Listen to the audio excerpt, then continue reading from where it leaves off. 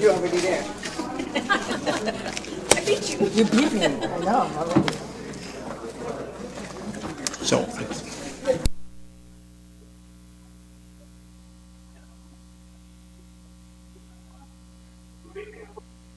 good evening and welcome to the May 7th, 2019 Federal Way City Council meeting. Would you all please rise for the Pledge of Allegiance?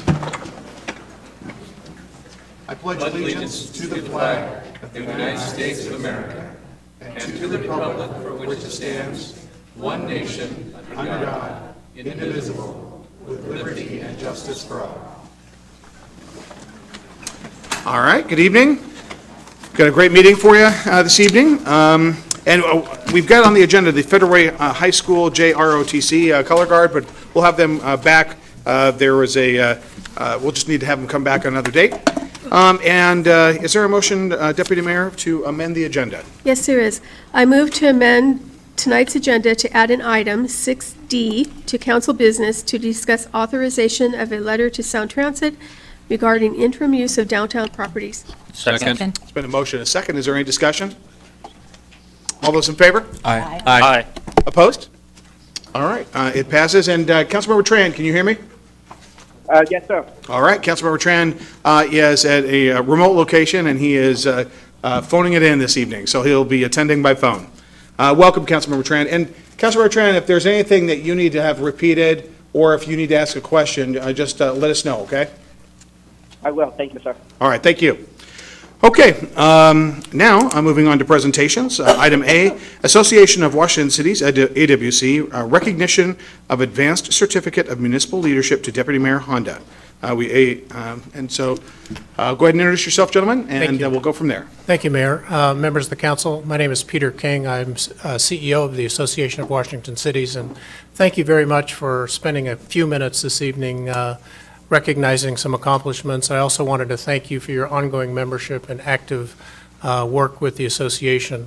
Our mission is about education, advocacy, and services, and on the advocacy front, we've been active the last several months in Olympia on your behalf, with the legislature concluding, and have put out a final report that you can take a look at what happened in Olympia. In terms of education, just so you all know, there are a number of opportunities for all of you as council members and your staff to participate in educational opportunities.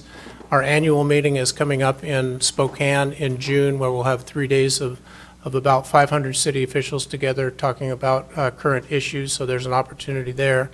Last week, we had a Labor Relations Institute where we had about 450 human resource officials in Yakima for 2.5 days of training. We have online training through our website, a variety of workshops that are available to you on an ongoing basis, so I would encourage you to take advantage of those opportunities.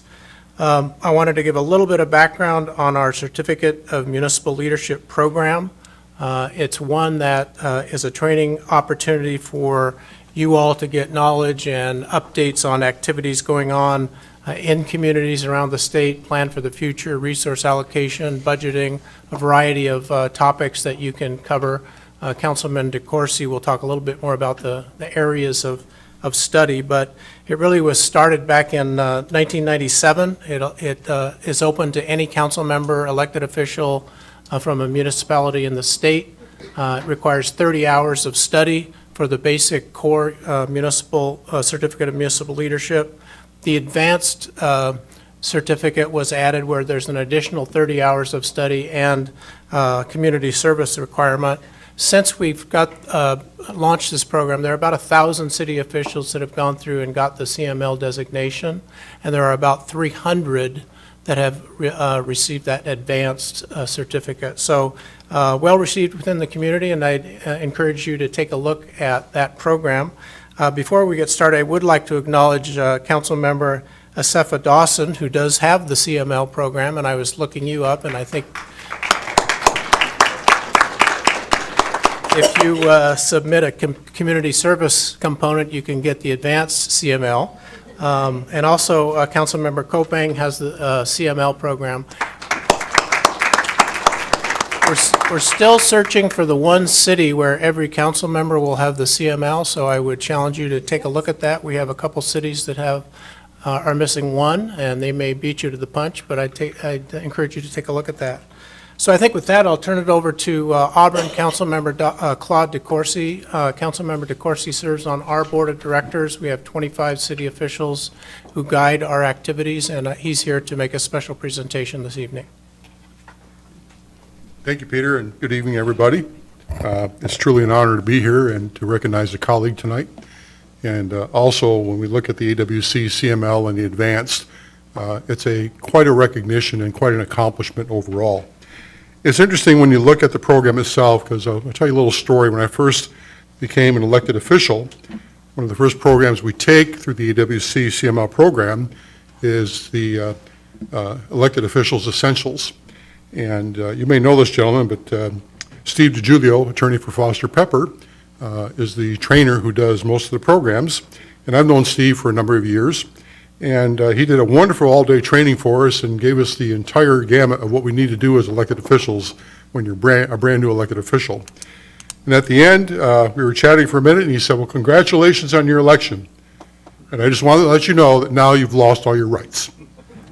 So it gives us a little bit of a high and a little bit of a low, but it does remind us that we have a very important role to play as elected officials, and we are accountable for what we do, and we represent our people to the best of our ability.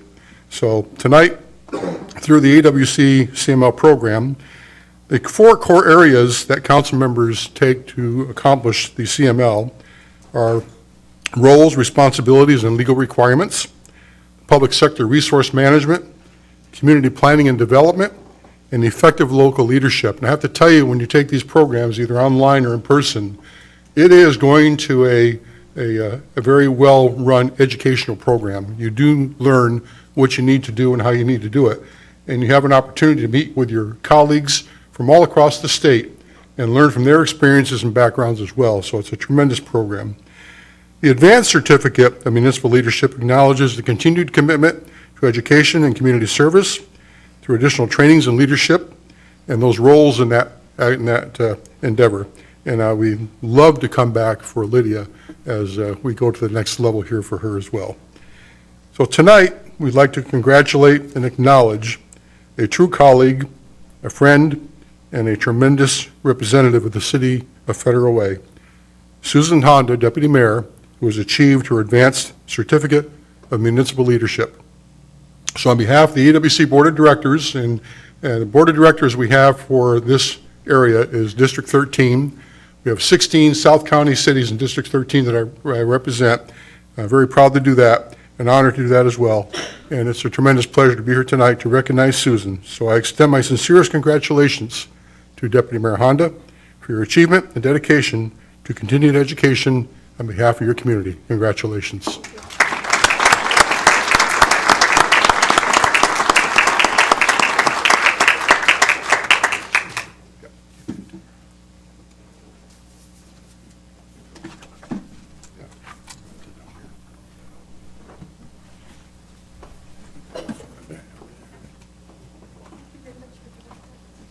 Congratulations. This says Achievement Advanced, AWC Advanced Certificate of Municipal Leadership. The Association of Washington City recognizes Deputy Mayor Susan Honda, City of Federal Way, for the successful completion of AWC Certificate of Municipal Leadership Program presented, and this was 3/14/2019, from Don Britton, AWC President. Thank you. Congratulations.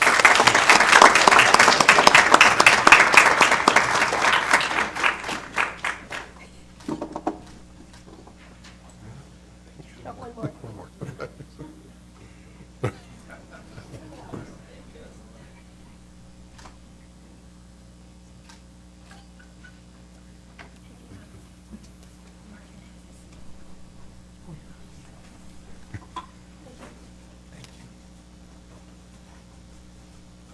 I was just informed I missed one council member on the CML. My apologies. Councilmember Moore, you also have your CML, so thank you. All right, thank you.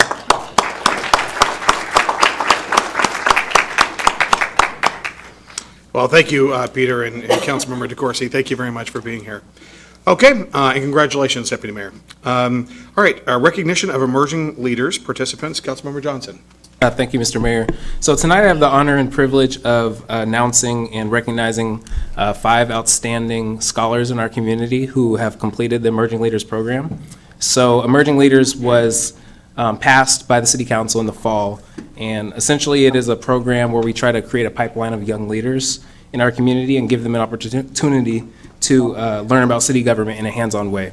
And so I'm glad that the City Council passed this because I think it's a great start to engage with our school district and get some of our young leaders involved in a civically engaged way. And I think that our council really bought into the program. And so I would love for council members to announce their emerging leaders. And then perhaps if our emerging leaders want to say a few words, you can come up to the podium and say a few words as well. So maybe start with Councilmember Sefa Dawson. Just the name.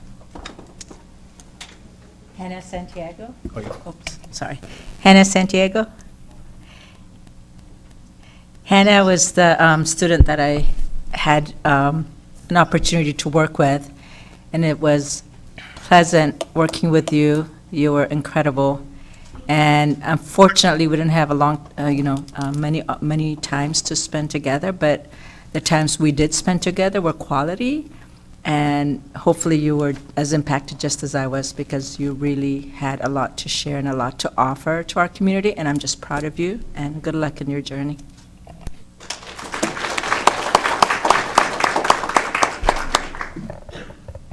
Councilmember Lydia Isef Dawson told me to follow what I was passionate about, which was immigration, because I am an immigrant from the Philippines, and she came to her school and she talked about her story as an immigrant and how that has helped her through public service, and she's one of the most genuine people that I've ever met. So thank you.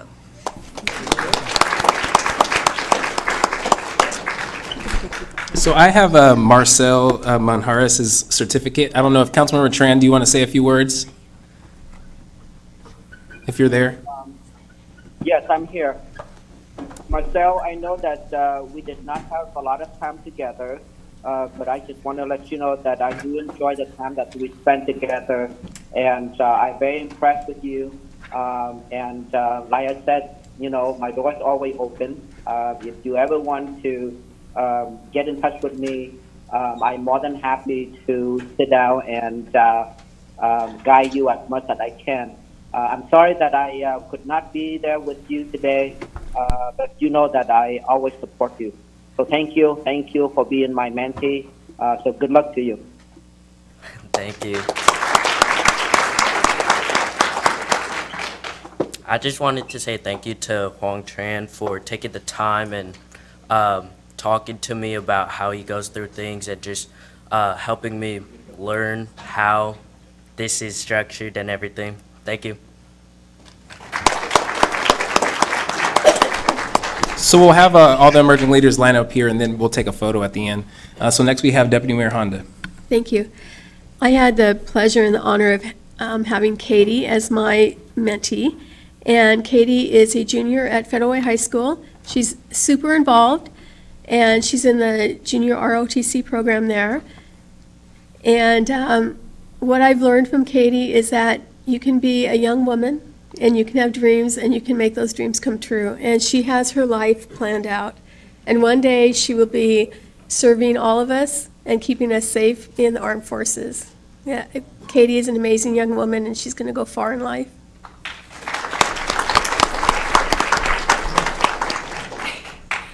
Thank you, Susan Honda, for the introduction. This was actually an extremely great opportunity for me. I really enjoyed it. It was really insightful to see hands-on and in person how a city really works, behind the scenes, attending different city events, not just the meetings with Susan Honda. And I really do appreciate it. I had Paige last year at the state capitol. I didn't really choose to want to do it, Pellicciati, but he did. He gave me the opportunity to do it by handing me an application, and that kind of sparked my interest in politics. And this, it showed me a lot, actually, a lot of insight. And from Susan Honda, she's actually an extremely great role model. She does what she does for the people to benefit them and not herself, and that's why I consider her, I think, my biggest role model in my life. Wow. And I really do appreciate this program, and I really hope it continues for the couple next years, if not more, so then more people can get this opportunity that I got. Thank you. Well, that's a tough act to follow. Councilmember Copang. Yeah. My mentee was Chloe Barrier. Chloe struck me very early on as being a great communicator and very focused on her future. And I think in our times together, asked very good questions, and really, I think, really sought to understand on a deeper level. So it was very interesting to have conversations with her and from that perspective, and be able to share a lot more about government than I expected to. So good questions. I know she's going to go far. So thank you. Thank you. This has really been such a great opportunity for me, and it's been so interesting for me to learn how the city government works behind the scenes. I'd never thought that it would be so interesting to me, but it's been such a great experience, and I'm very thankful to have a great mentor.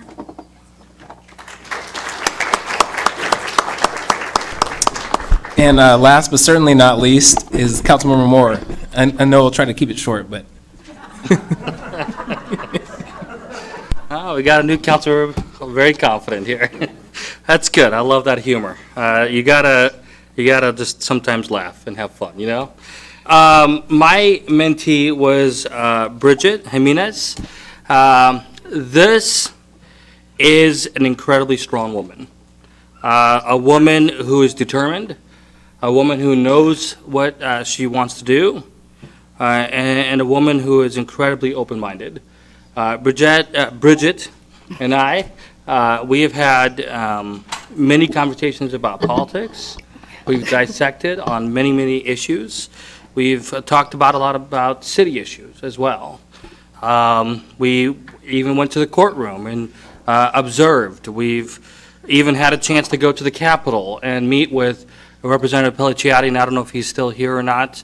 I know he met with the mentees earlier, but we met with him and Senator Claire Wilson and Representative Reeves. And we even threw in a little bit of a surprise and met with this Washington State Supreme Court Justice, Steve Gonzalez.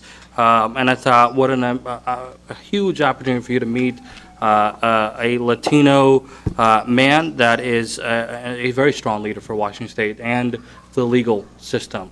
And so I hope you got everything that you wanted out of this whole experience. I hope that we'll stay in touch. And I, thank you. Thank you for finishing strong, and thank you for being engaged. I think all of my colleagues noticed you were everywhere. And that's a good thing. And so thank you for participating in this program. Thank you so much. I just wanted to say thank you so much for this opportunity. I wanted to go into this program because I wanted to see firsthand what it was like to be a leader, and also how our local government works, because I feel like most of the time, especially people around my age, especially like what's going on in politics right now, we're all so focused on what's going on in the White House right now, and rather, local government is super important. And so it was really amazing to see, like, gain that exclusive access to how the workings of our local government work. And so I was super, super excited to be part of this, and I'm satisfied with the results and, all the people I got to meet throughout this whole process. And I would like to thank my mentor, Councilmember Moore, because he was an amazing mentor who guided me through this whole process, and it was very, very insightful. And I would also, last but not least, like to give a huge shout out to Jerry Lynn for facilitating this and making us, running this smoothly. I know we were the guinea pigs and it wasn't that easy, but she did an amazing job. So, yeah, thank you so much. so I think we'll just wrap up with a photo, and I just want to say again, thanks to all the emerging leaders, and we'll be having it again next year. So thanks.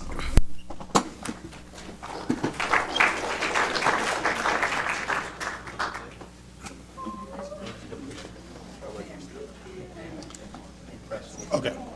Dina, you want to come down and let's be part of the picture?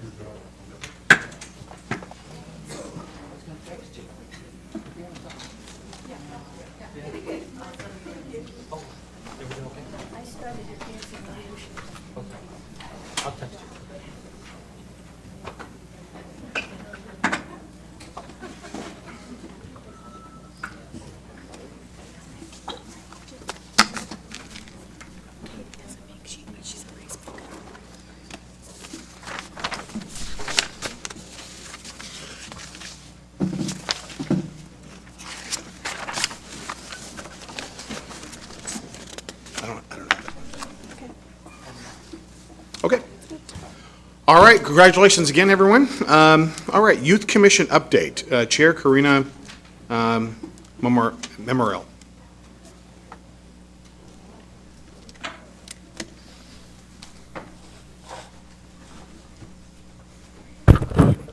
Thank you, Mayor, city officials, and council members for the opportunity to share what the Youth Commission has accomplished during this school year. My name is Korina Mamaril, appointed Youth Commission Chair. Volunteering has been an important focus of this year's work plan. It has helped each of us grow as individuals, gaining valuable insights, skills, and experience, given each of us an opportunity to meet and work with many different types of people and backgrounds, and we made a variety of connections with the Federal Way community. The Youth Commission has volunteered at many of the Recreation Department's events, including Tricks and Treats, Jingle Bell Brunch, the tree lighting, Cookies with Claws, and Daughters Night Out. We will also be volunteering at the future events, which is Touch a Truck and Hooked on Fishing coming up. In December, the Youth Commission teamed up with the Federal Way Cares for Kids program. Federal Way Cares for Kids partners with local organizations to support kids and families served by the Federal Way schools. The Youth Commission held a donation drive at the Federal Way Community Center to collect items for the students and families most in need of support during the holiday season. We are proud to report that we received an overwhelming amount of support with numerous donations of toys and clothing items. Our most exciting project this school year has been to develop a scholarship fund to benefit the youth in our community. In September, we expressed a desire to help enrich the lives of our youth and peers by creating the First Step Scholarship. This scholarship will be providing funding for the youth to partake in recreation programming and community center memberships who may not otherwise be able to participate. On April 24th, the Youth Commission actually held a fundraiser at Mod Pizza, which brought in $200 to kick off this new scholarship. We had the support of over 100 people during the restaurant takeover, and we would like to thank all of you who came out to support us. In addition, with the help of Kimberly Ledyard, Community Recreation Coordinator, and David Clemens, the Customer Service Coordinator, a letter has been sent out to all Federal Way Community Center members and recreation participants, offering the opportunity to donate to the scholarship. So donations can be made monthly reoccurring or a one-time donation, and we will be working diligently on creating an application process to begin assigning the scholarship as of the upcoming school year. We would like to give a huge special shout out to Lori Lucky, as she is the first FWCC member to donate and is a huge supporter of our commission. Thank you again for your time.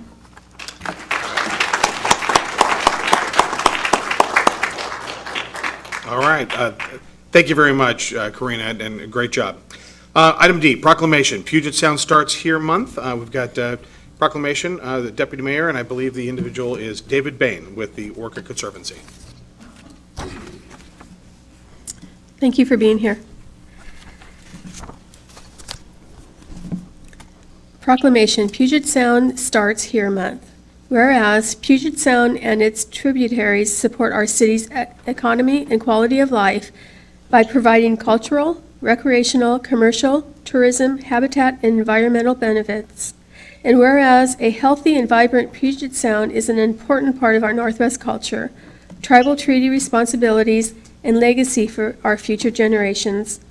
And whereas the health of the Puget Sound waterways directly impacts the food we eat, the water we drink, and the beaches we play on. And whereas the health, value, and opportunities of Puget Sound have declined due to human activities and behaviors, including polluted stormwater runoff, loss of natural habitats, and the impacts of a changing climate. And whereas the Governor's Southern Resident Orca Task Force has found that protecting the food web includes protecting waterways in all parts of Washington. And whereas hundreds of state and federal agencies, local governments, nonprofit organizations, businesses, and tribes are working together to efficiently and effectively raise awareness about the impacts of individual behavior on our waterways through the Puget Sound Starts Here campaign. And whereas the Puget Sound Starts Here campaign is working to connect Puget Sound residents with activities and opportunities to reduce their individual impacts on the Puget Sound. And whereas Puget Sound Starts Here provides a selection of simple, everyday actions that people can take in their daily lives to reduce stormwater pollution and thereby support the aquatic and marine food webs that are vital to the recovery and survival of orcas. And whereas the Puget Sound Starts Here campaign is working to connect Puget Sound residents with activities and opportunities to reduce their individual impacts on the Puget Sound, and now therefore we, the undersigned mayor and council of the City of Federal Way, do hereby proclaim May 2019 as Puget Sound Starts Here Month in Federal Way. We urge residents to support clean water and a healthy habitat by joining us in this special observance. And I would like to say I met you at the salmon,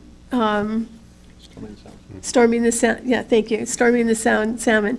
He had a big orca that was huge, and he answered some questions I had about orcas, so thank you for being Can I just there. say something on top of that? Because I have been following the orca predicament for quite some time, and I'm extremely afraid that we are going to lose them if we don't do something as a group of people. So I thank you very much for what you're doing.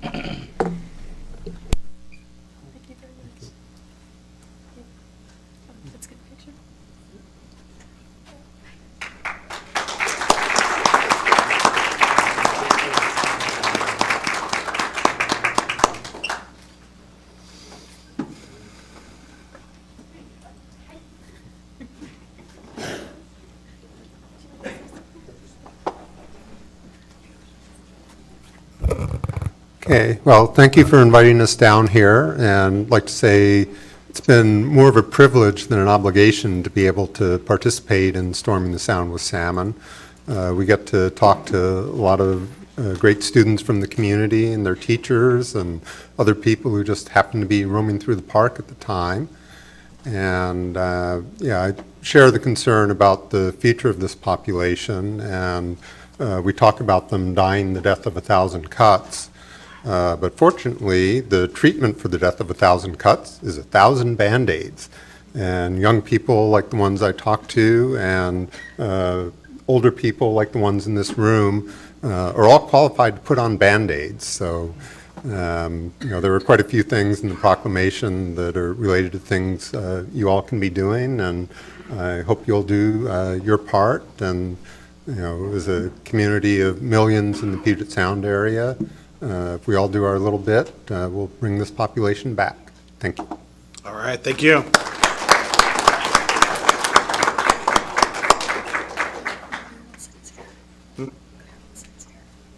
Okay. All right, Shari. Okay. Our state senator, Claire Wilson, is here. Let's give Claire Wilson a, there we go.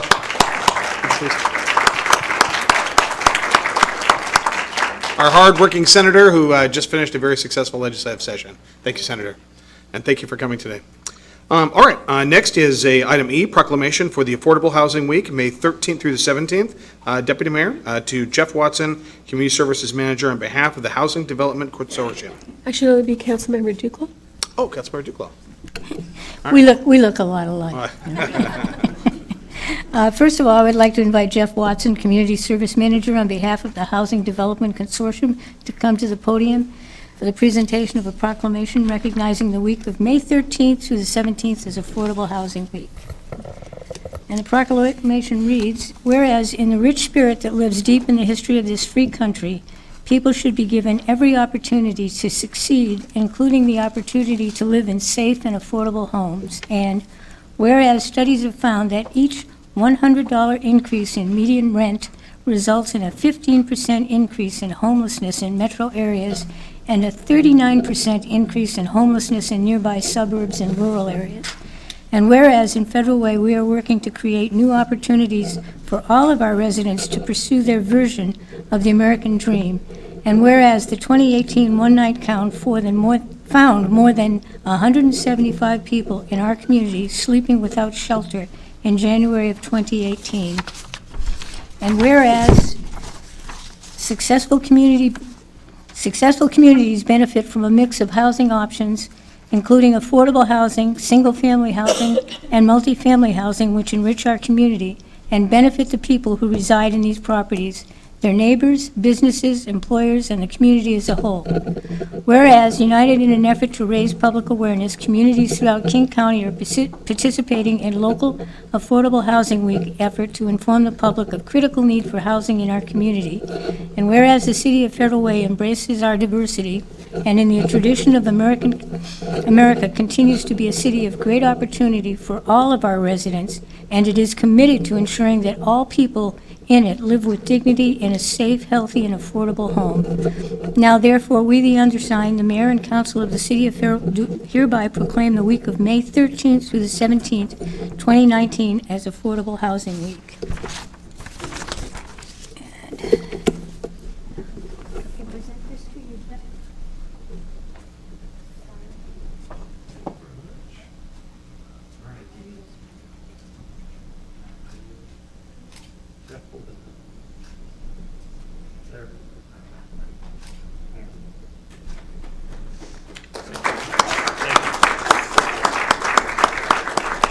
Mayor, Deputy Mayor, members of the council, thank you very much. I'm very pleased to accept this proclamation on behalf of the Housing Development Consortium. Marty Koistra and his staff are tireless advocates for affordable housing throughout King County and working with folks at the state. And they are very pleased to hear that Federal Way has done this proclamation in support of Affordable Housing Week. So I will be very pleased to share this with them tomorrow. Thank you. All right, thank you, Jeff.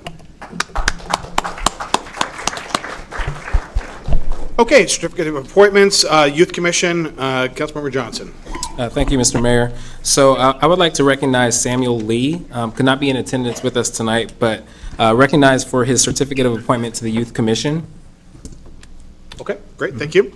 And the Arts Commission, Councilmember Johnson. And also would like to recognize Allison Soma for certificate of appointment to the Arts Commission. Is Corey Young here tonight? Okay, so I'd also like to recognize Corey Young as well with certificate of appointment to the Arts Commission. Very good, thank you very much. All right, Lodging Tax Advisory Committee, Councilmember Moore. Thank you so much, Mr. Mayor. I'd like to recognize Brian Hoffman as the new committee member for the Lodging Tax and Advisory. I believe we see Brian in the back. All right.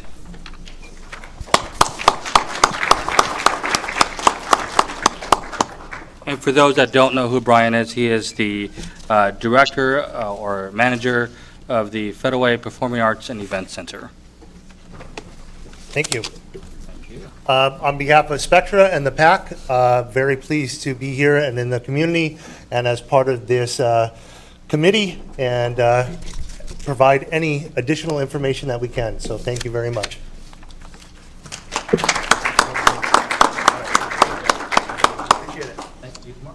Brian, you want a chance to plug anything coming up at the PAC?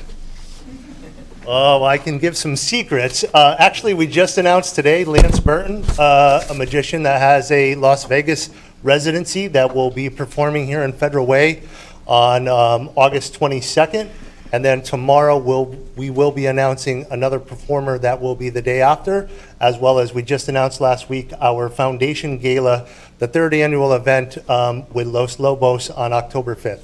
So check out anything at Federal Way Performing Arts and Event Center.org, and that's where you can get all your entertainment needs here in Federal Way.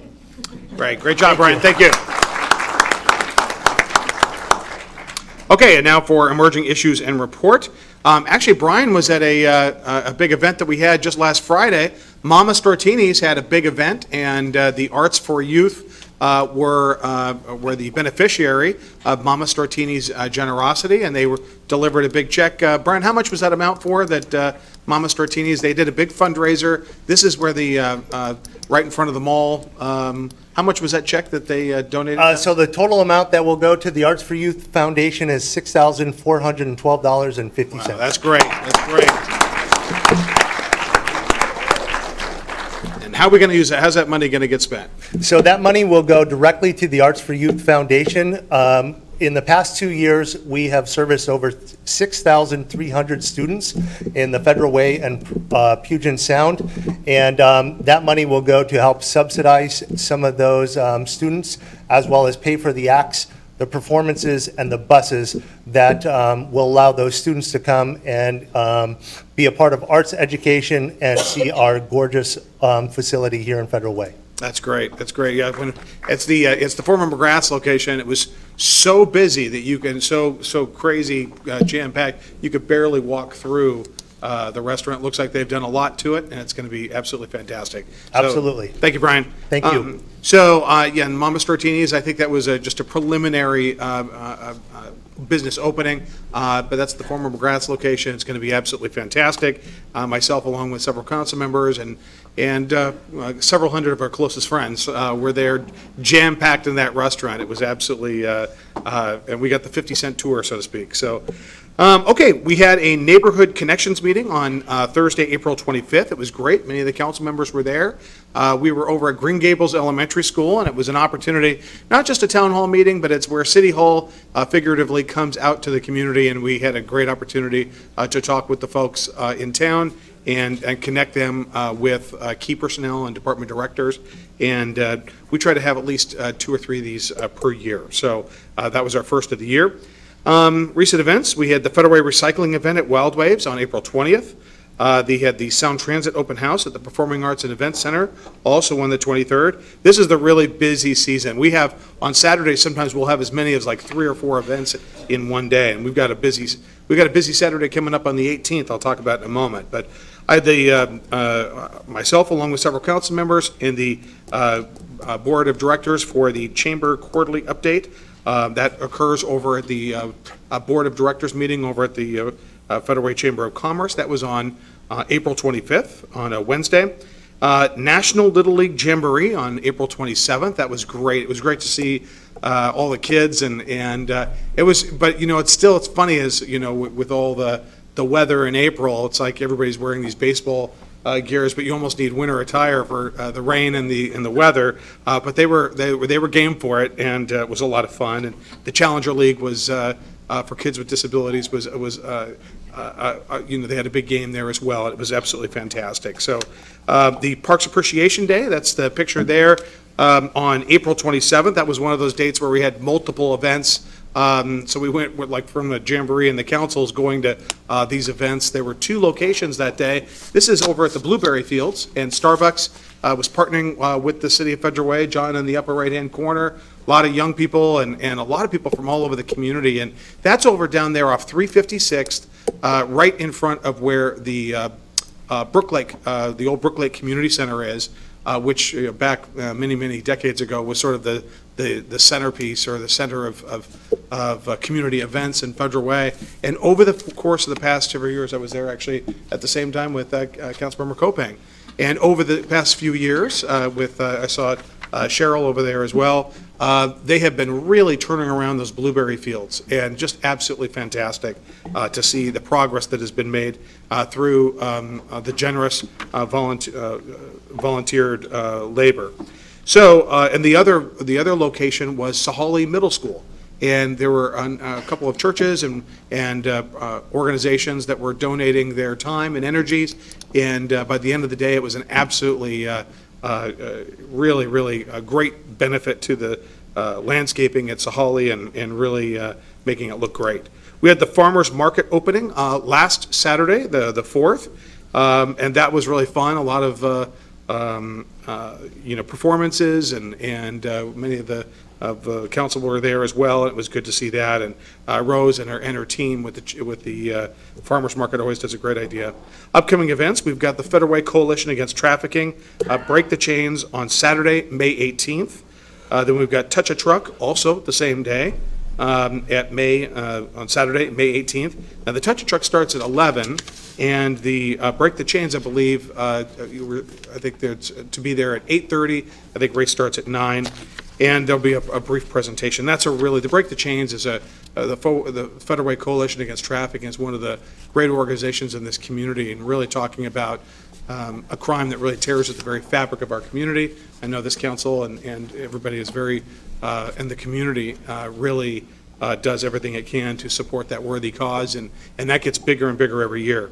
Touch a Truck is always a lot of fun. Little kids like the trucks and the fire engines and the SWAT vehicles, and okay, adults love it too. So we'll be there in force with the Farrell family, and let's see, and that starts at 11. So that's my report, and a lot of stuff going on, and just a really a busy time. Okay, now it's time for the council committee reports. The Finance, and Economic Development and Regional Affairs Committee, Councilmember Duclos. Thank you, Mr. Mayor. Actually, we had a pretty good meeting. We approved the summary of the minutes, the approval of the special meetings in April.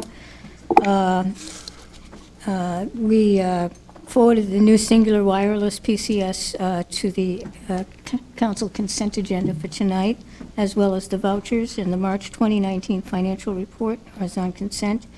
And we had the SCORE bond financing update, which was a discussion item with no action being taken. And the next meeting, we're going to look at the ad hoc committee on revenue enhancement to see if we want to bring anything of those ideas to the council for further discussion. Also, we had a talk about the admission tax. Somebody came to talk about it on nonprofits, and we said we'd already straightened that out. So. And the other one has to do with the airport, and that will be coming up later on, so I'll hold off on that until then. All right, great. So that's it. Okay, thank you. Councilmember Moore with lodging tax. Thank you so much, Mr. Mayor. We actually have a meeting tomorrow, May 8th at 10 a.m. We'll be at the High-Lobos Conference Room, and we'll be going over the Tourism Enhancement Grants approval from July through December. And also, I'm hoping to have at some point on the agenda a discussion of a possible name change so it becomes more relevant to our people here in Federal, so that individuals know that we have a tourism committee. I'm certain that not a lot of people know what Lodging Tax and Advisory Committee means, so my goal is to continue on that effort and make sure that we can make it more relatable to everyday citizens here in Federal. With that, I will end my report. Thank you. Great, thank you. Councilmember Kopang and and land use and transportation.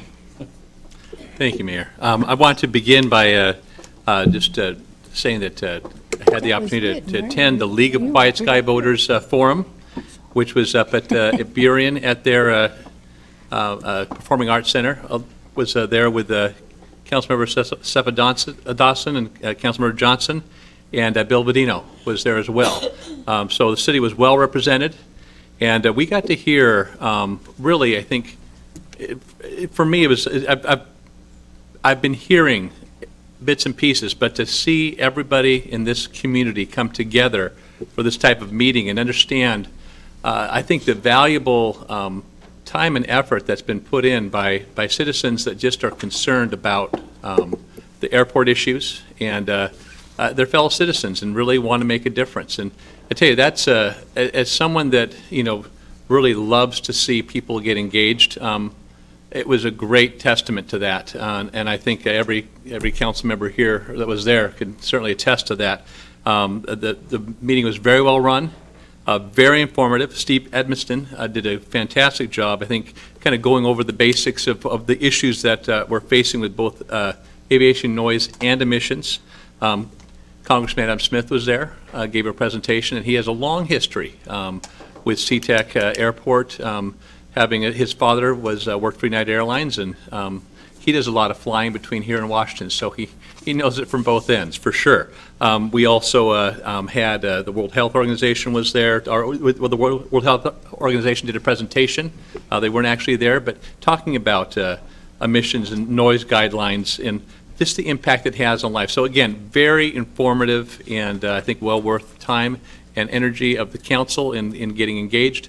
But also I think it represents a good step forward for us as a city in being in partnership with our other cities. Des Moines was well represented. Burien was there. SeaTac, Tukwila. So I mean, I'm missing one, I'm sure, but what's that? Normandy Park as well. Thank you. So yeah, very well represented from a community standpoint as far as elected leaders. So again, I think we are seeing more and more airplanes, and they're having more and more impact in our lives, and I think it's very important for us as a community to come together. Also, just talk about another thing that's going to have a lot of impact on our city. We had a pretty extensive discussion last night at the Land Use Transportation Committee on the Federal Link and its impact on the downtown core. And again, that's a continuing conversation. But I think the benefits that will come to us as a city are substantial. But there is certainly going to be some disruption to our city, and I know the council is very committed to minimizing the impact to the city as a whole and the businesses that are affected as well.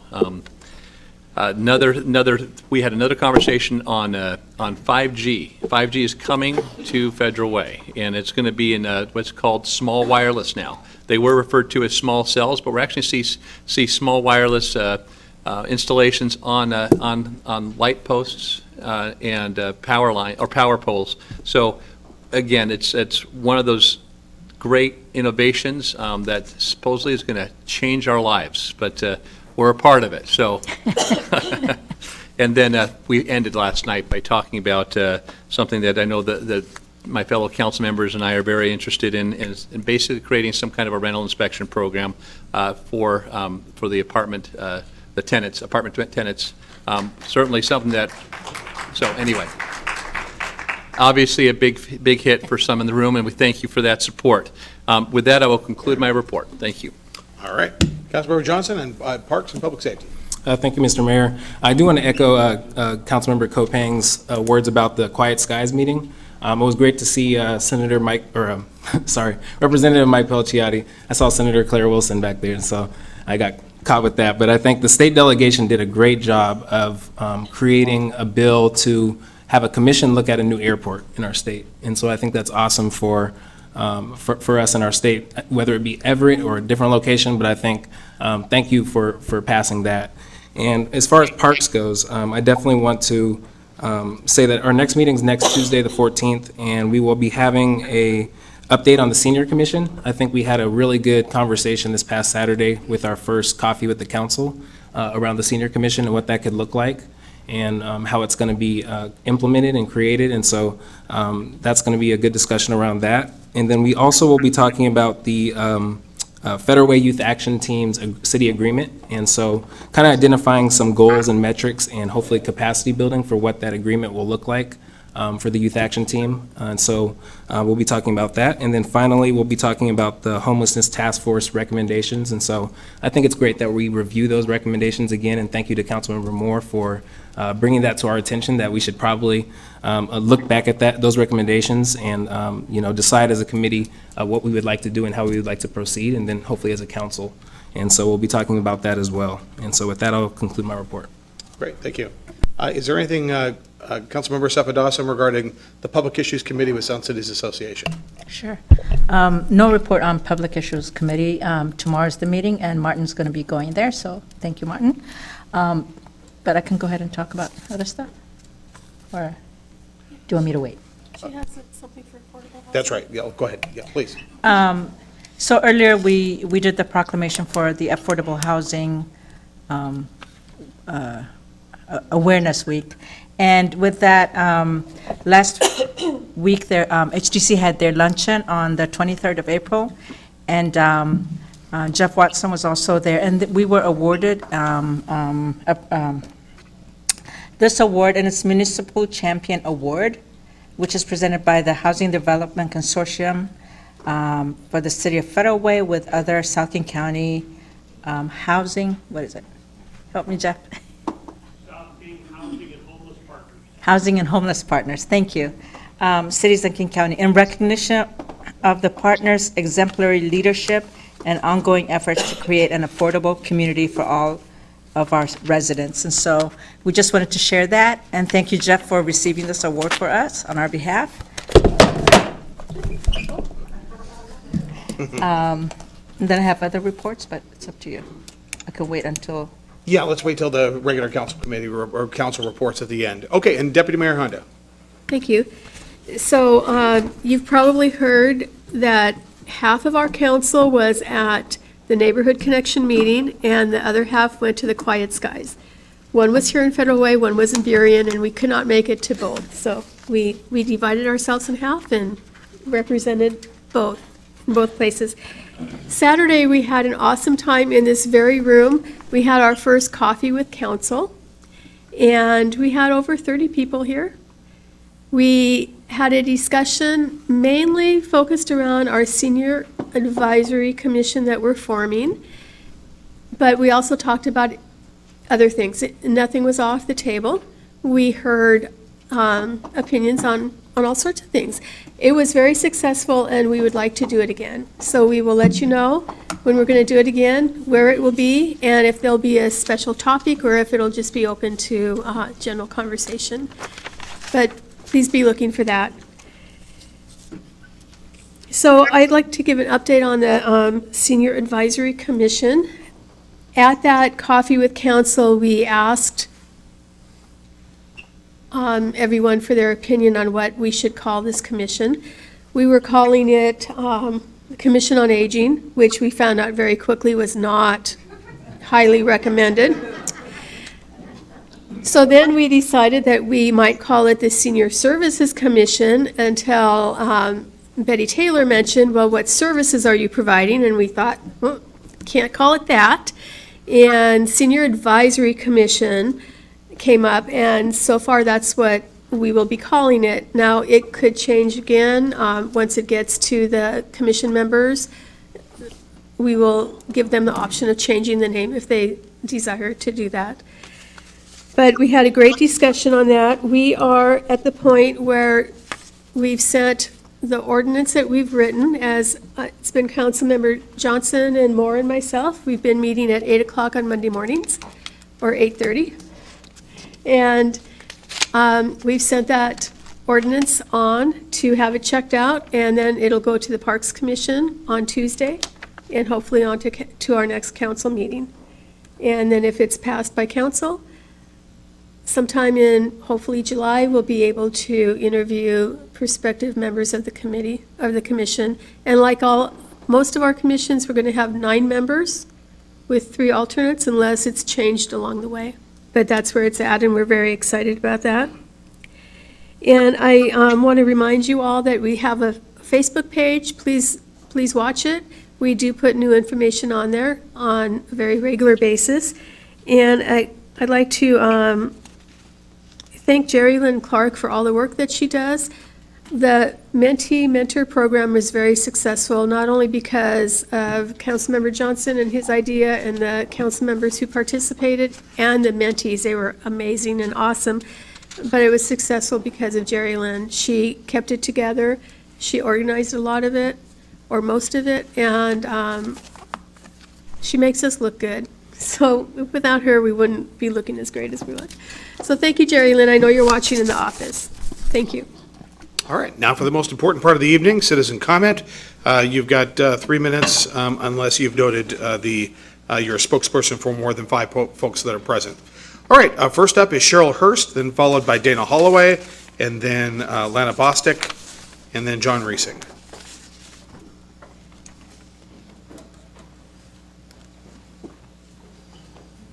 Hi, good evening, Mayor Farrell, Deputy Honda, and City Council, and everyone that's here. So I'm Cheryl Hurst, and I'm from Do the Right Thing nonprofit. Every year we do a monster-sized diaper drive called the March of Diapers, and we had a phenomenal year. And part of that phenomenal year is because of the City of Federal Way, the City Council, because of every fantastic business and person in this city, and not just the City of Federal Way. This was one of those things where it all went across, we'll call it party lines, city lines, whatever the case may be. We wanted to present you just with a cute little thing that says thank you for helping out Mayor Farrell and everyone else. But we also had the City of Fife, City of Edgewood, City of Milton, City of Kent, that all participated in lots of businesses. So drum roll, extra diapers keep coming in. So at this point, we're over about 154,000 diapers. Wow. And around between 73 and 74,000 wipes. And we also were thrilled to be able to say that we were able to help 15 different nonprofits from Tacoma to Everett. And we also were partnered with the Machinist Union, so that's kind of the reason why we went all the way up to Everett. But what we found is that a lot of people, they're not really understanding that, when people get SNAP and WIC and TAMP and the rest of the government programs, that what isn't covered, which seems ridiculous, but diapers are not covered under any of those programs. So if you don't have money for your rent and you want to stay in your home, what are you going to do to keep your baby in diapers? And many people will say, hey, guess what, you can use cloth. We used to use cloth. Well, you kind of have to have a washer and dryer for that. Nowadays, if you go to a laundromat, it's quite sad to go to a laundromat. It's about $15 to do one load. It's about between $7 and $10 to put a load in, another $3 or $4 to. So we just really, really appreciate the generosity of the community, and I'm just really a heartfelt thank you. This just isn't enough. Thank you so much. Thank you.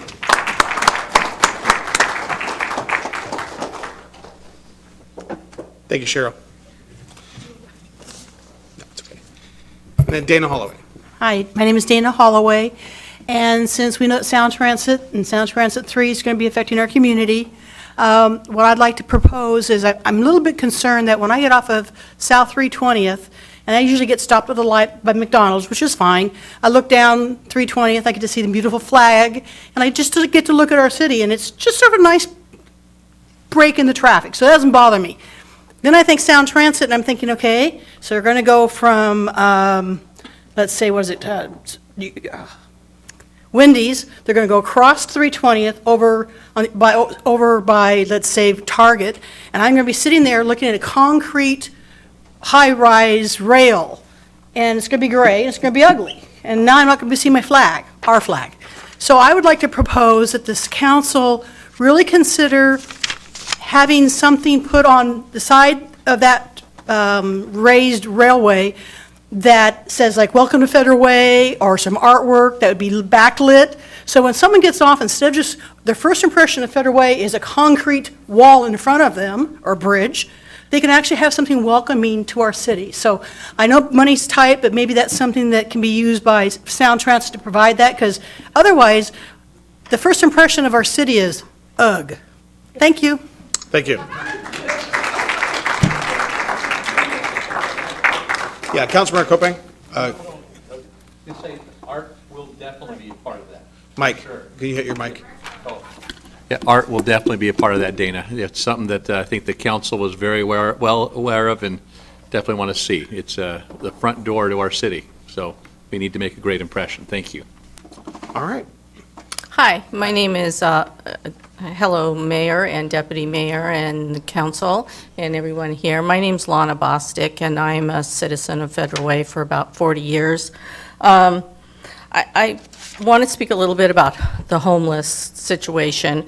In the Mirror, Friday, there was a letter to the editor, which was actually addressed to you, Mr. Mayor, which I think was a little unfair. I don't think this is really your whole problem.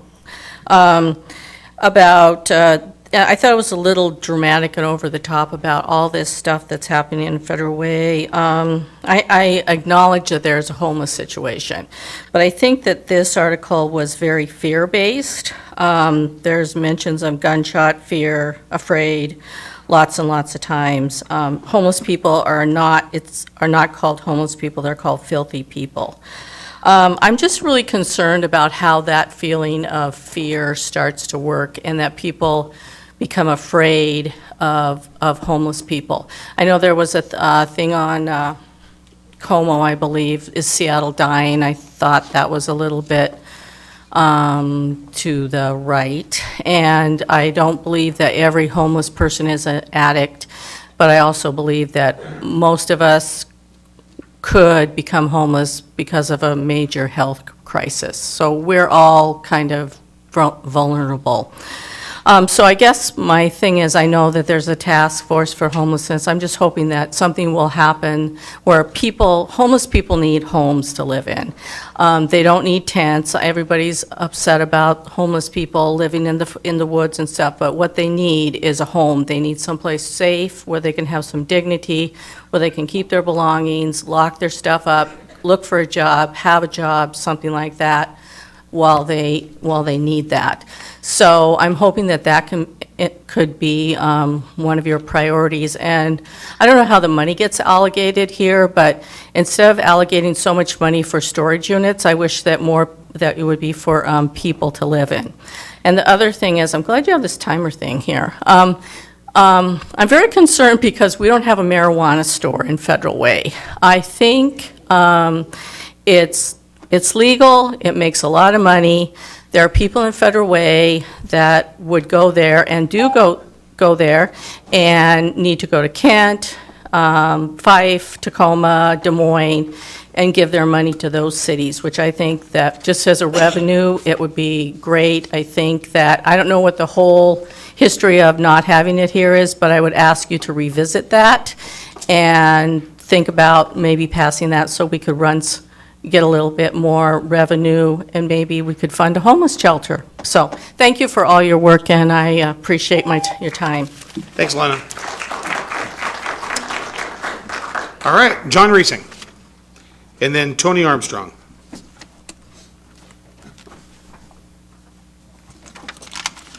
Mr. Mayor and Council, I certainly echo the comments that have been made about the event there in Burien for the Quiet Skies League of Voters.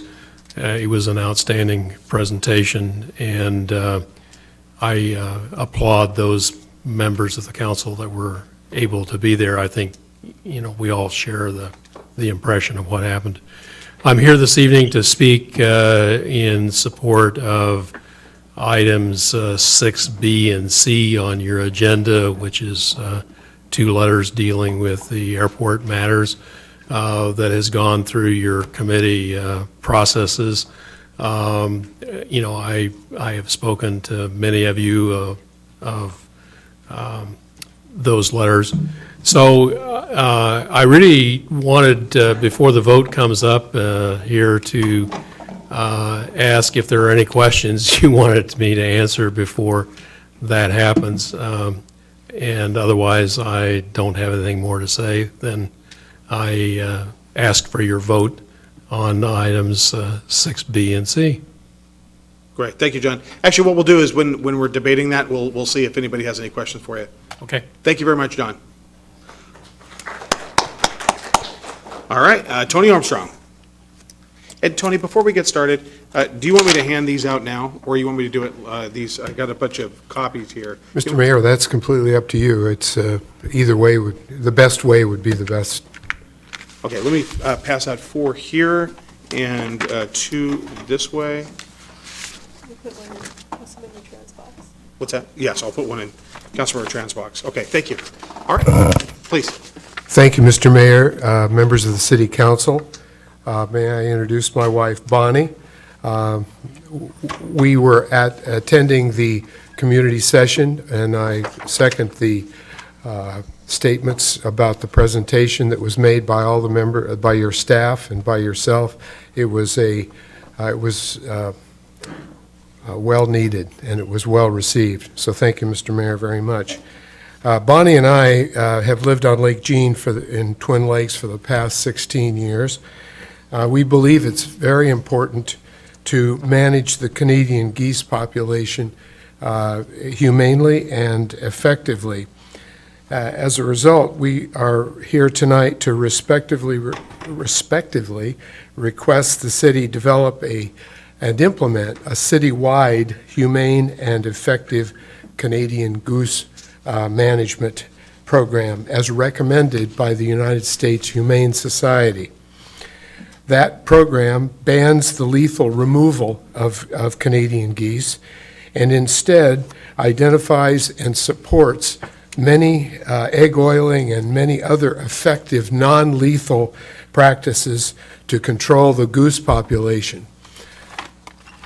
The killing of geese and their babies has been an issue that many communities have dealt with, and most have backed away from prior policies recommended by the United States Wildlife Services, which continues to oppose the United States Humane Society methodologies and instead recommends the brutal killing of these animals to try to control their population. Both the Twin Lakes Homeowners Association and the Twin Lakes Golf and Country Club, as well as the city, have contracts with the Wildlife Services for the killing of these geese. That has only that contract for the city applies only to Steel Lake, and it is. We understand that contract has not been implemented, but it can. Okay. We further request that the city consider a moratorium on the inhumane and lethal removal of local Canadian geese in all lakes and golf courses, ponds and creeks and streams until a study is performed to identify an acceptable way of methodology of population control. We believe that establishing a non-lethal Canadian goose policy is a win-win for the community and for the compassionate people who enjoy the wildlife, and for the community members who enjoy parks and golf courses with a reasonable level of goose interruption. So in summary, thank you very much. We believe that the solutions are available and should be adopted by the City Council. Three communities in the area, North Lake, Lake Sammamish, and the City of Medina, have implemented alternative non-lethal practices consistent with the United States Humane Society, and they're having terrific results. So we'd like to recommend that they be studied. Thank you very much for your time. All right, thank you both very much. All right, and Ryan, let's legal counsel. Let's talk about that perhaps tomorrow, and we'll work with John Hutton with Parks as well. And yeah. If I may. Councilmember Moore. To Chairman Jesse Johnson, I'd like to see if we can add this to our agenda at some point, so we can also review it and study it and whatnot, so. Okay, great. Karen Brigado, speaking for 5 individuals, representing the Federway Chorale, the Federway Symphony, Center Stage, and Harmony Kings. And a whole bunch of people are written down. Let me just, while you're making your way here, just to let you know how much, What's that section? yes, that whole section. Those folks. All right, exactly. That's right. Hi, thank you for listening to me today, City Council and Mayor Farrell. I wanted to talk again about the admissions tax. It's the Recreation, Sports, and Amusements tax of 2017. Again, this does not exempt nonprofits like most cities in the state of Washington do. And as a result, you need to charge all 501c3s, all churches, arts groups, charities, service organizations. The collection of this tax, it's not consistent.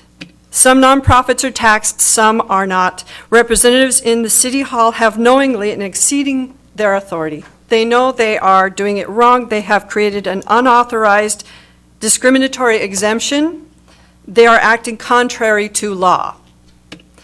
With that, and as part of the Federal Arts Commission, we have a statement to read. The motion was passed unanimously by the Arts Commission April 4th, 2019, whereas the city is out of compliance with neighboring municipalities who waive admissions tax for all nonprofit organizations, and whereas waivers from the Federal Arts admissions tax are granted to a number of our city's organizations, and whereas these waivers are granted to some nonprofit organizations but not all nonprofit organizations, and whereas this action by the City of Federal Way is prima facie evidence of discrimination in this matter, therefore the Federal Way Arts Commission hereby recommends that the City Council immediately pass an emergency ordinance to grant waivers from the admissions tax to all Federal Way nonprofit organizations. The amendment would read 3.060.020 exemptions, number 7. Nonprofit corporations are exempt from under Section 501c1, 3, 4, and 10 of the U.S. Internal Revenue Code. There exists within this city a huge disconnect of what is a nonprofit and what is a profitable corporation. The city actually had amended this article as proposed. That meaning between the nonprofit and profit is huge. The for-profit exists to maximize shareholder profit. The nonprofit exists to manage their donations. Donations in the form, donations that only, because we have performing groups within the city, 30% of that collected amount goes towards the performance. The rest are all in donations. The Federal Way Chorale and the Federal Way Symphony has had to discount their ticket prices to cover this tax. The elasticity of a price of a ticket makes this so. The Federal Way Chorale has had a senior citizen ticket at a price for almost 2 decades. We can't get our audience back. We have to discount. So the tax is paid by the nonprofits. Now, I have talked about this for the 5th time now, and I'm feeling kind of alone, except I asked a few friends here today. They are part of the Federal Way Chorale. Go ahead and stand. The Federal Way Symphony. I have the Federal Way Arts Commission, Center Stage Youth Symphony, Harmony Kings. They're all represented. Yay. Hi. They're also part of the they volunteer at MSC. They're board members of Fusion, mentors, me, and communities in schools, alumni of Advancing Leadership. There's some Kiwanians up there, too. We are involved. We have memories. We are voters. We ask that you take time to consider the Federal Way Arts Commission emergency ordinance. And I thank you, Ms. Duclos, for telling me that there is a solution to this. Thank you. Any questions you might have for me at this time? Oh, we don't engage in that, but thank you very much, Karen. Thank you. Appreciate it.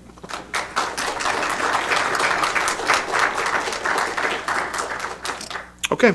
I will, I know that Ade, our finance director, has presented this issue to the council previously in written memorandum, and we'll talk tomorrow, and we'll make sure that we, actually, Ryan, would you please? Sure. So this issue has come to FedRAC several times from Ms. Brugado. The original marching orders that we had were to try to find a way to apply the admissions tax to certain charitable events and not to performances. It sounds like some of the council want to do what is being suggested here, but some of the council also wanted to know how much this would cost us, what the financial impacts would be to the city. So my staff is currently investigating that along with the finance department, and we'll report back to FedRAC. Okay, great, thank you very much. Okay, Ashley Cormier. Then Lynn Idahosa, and then Mary Ellis, and then Allison Taylor. Hi, Council. Hi, Mayor. My name's Ashley Cormier, and I am here because I wanted to let everyone know that you guys actually might have seen us, but we are doing an initiative for ticket protections, making sure that we can stop unfair evictions that are happening in the city, which is a cause of homelessness, which is a cause of families with children being displaced, and having to... Ashley, can I interrupt for a quick? Yes. Can we stop the timer real quick? There's certain things, the Public Disclosure Commission makes, if it's a ballot initiative, we can't use city facilities, so let me just check real quick. Okay. I'll restart your timer, but let me check with this. So, Mayor, this is not a current ballot initiative, so it's fine to talk about it in a public setting. We just can't use government resources if it is a ballot initiative. So once it is on the ballot, Yeah. then once it is on the ballot. Then we can. Yeah, Right. that's Okay. right. All right, so take two. Take two. All right. So that's what we're working on, making sure that we can stop unfair displacement of people who are here in Federal Way. And of course, if a landlord has good cause, being super beyond late on rent, it's showing causes of damages and showing cause or proof of like selling drugs, things like that.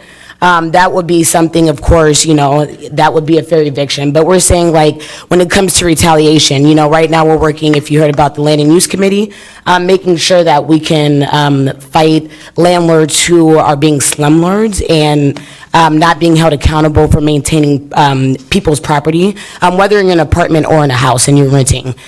So this will help, like, a lot of times people are scared to come up and say something about it or scared to talk to their landlords about it because they're unfair that their landlord's either going to raise their rent or their landlord's going to just honestly kick them out, which a lot of folks have had stories in Federal Way of just being kicked out because of complaining about fixing problems or whatever it may be. So we're just saying, hey, if you're a landlord, you can't kick anyone out for any reason. You have to show proof, and you just can't say like, oh, I don't like this person or I don't like the way this person looks. And that'll really help out with making sure we can stop people getting kicked out for no reason. So I just wanted to let you guys know, you'll see us at a lot of the markets, Trader Joe's, Marlene's, and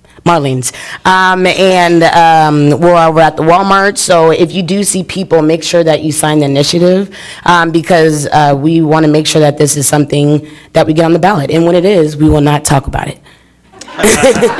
But thank you, Council, for all of the work that you guys are doing in Federal Way. And actually, Mayor as well. And there is actually a process where we can, if the council wants to consider either endorsement or opposition, there is actually a pro and con process. So we could actually bring it into the council chambers, but more about that later. Yeah, awesome. All right. Send it to me. Okay. All right. Thank you guys so much. Have a great night. Thanks a lot. Lynn Idhosa. Hello, Mr. Mayor, members of City Council. It has been a while, miss you much, but I've been working hard behind the scenes. First off, I'm excited, Councilmember Johnson, to hear how you will delve into the Homelessness Task Force recommendations and how they will be implemented. There are a lot of things in that report I feel will be imperative to cultivating the changes citizens want to see here, but there are also a number of issues addressed that I don't feel fit our city, and I hope you will seek other options. Recently, the Federal Way Mirror posted an article detailing the city's plans regarding emergency shelter, and what was shown was grossly underfunded and underserviced. I hope to see you dedicate more resources to this now. During the legislative session, a bill passed that allowed for tiny homes zoning. I want to remind the council that 6 months ago, the Federal Way Black Collective submitted a fully funded program option utilizing a small portion of CDBG funding to create those types of housing in Federal Way. I would like to ask you all to review that proposal again and respond with your thoughts in an email form. We need to increase affordable housing, and I'm sure you all can agree to that. Next, I'd like to extend an invitation to all the council members seeking re-election for interviews. As a co-founder of the Federal Way Black Collective, I believe it's instrumental to citizens to have the opportunity to interactively communicate with council members and discuss what they hope to accomplish if re-elected, as well as explaining what they feel they've accomplished thus far. You can reach us at the Federal Way Black Collective at gmail.com. We have a couple of you scheduled already, and we have candidates that are seeking to run also scheduled. Washington Can has been a champion in our communities regarding tenants' rights, and if you have the opportunity, I think you all should make your voices heard on the initiative and give your personal yay or nay on that initiative. And while I am very happy to hear that the LUTC has begun the discussion to creating an ordinance, I want to highlight the priorities concern.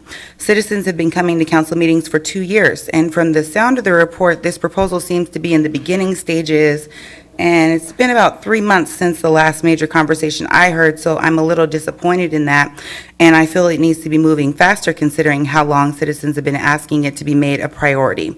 I'll ask you all again, how long before you show and prove that this is a priority?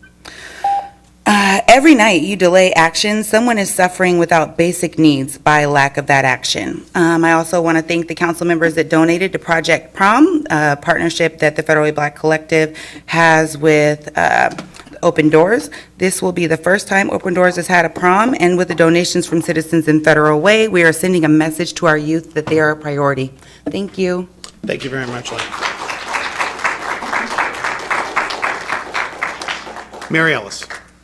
and then Allison Taylor.